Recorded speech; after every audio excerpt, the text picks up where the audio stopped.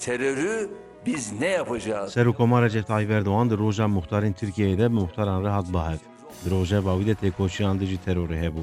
Serokoma Erdoğan da axaftina xwe de got, em ê pişta terorê bişkînin. Her wa Erdoğan wan akademisyenên ku serdana Serokwezîr Almanyayê Merkelî bi nameyekê rexne kirin jî bi peyva Mankur tê binav kir. Bu alan birilerinin iddia ettiği gibi öyle tesadüfen seçilmedi. Ji bo balafirgeha herî mezina cîhanê gava dîrokî hat avêtin.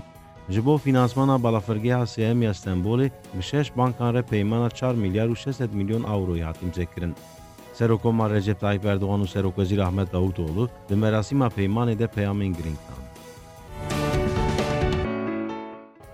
Projeya balafirgeha SEMîn ya Stenbolê proje herî giring ya hewageriya Tirkiyeyê ye. Bi vê projeyê dê ji balafirgehên herî mezinê cîhanê yek derkeve holê û dema ku xediya dê Stenbol bixe navendekê kurevî. Balafirgeha SEMîn bi taybetî di çûnûhatina rêwiyên transît de dê bibe baregeheke giring. Karşı kaldığımız Derbarê pêşeroja Sûriyeyê de 5 dewlet dê gavên dîplomatîk biavêjin. Serokwezîr Ahmet Davutoğlu got Tirkiye jî di nav wan de wezîrên karên derveyên 5 dewletan dê di civînekê de bên bahev. bombacıların birinin kimliği Di lêkolînên derbarê êrişa terorî li Enqereyê de gêşedanên nû derketin holê.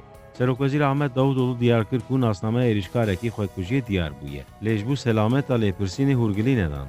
Her wiha ji 11 bersûcên ku di çarşoveya lêpirsînê de hatibûn sevkirin bo dadgehê 4 kes bi îddiayê ku têkiliya wan bi bûyerê reheyê hatin girtin.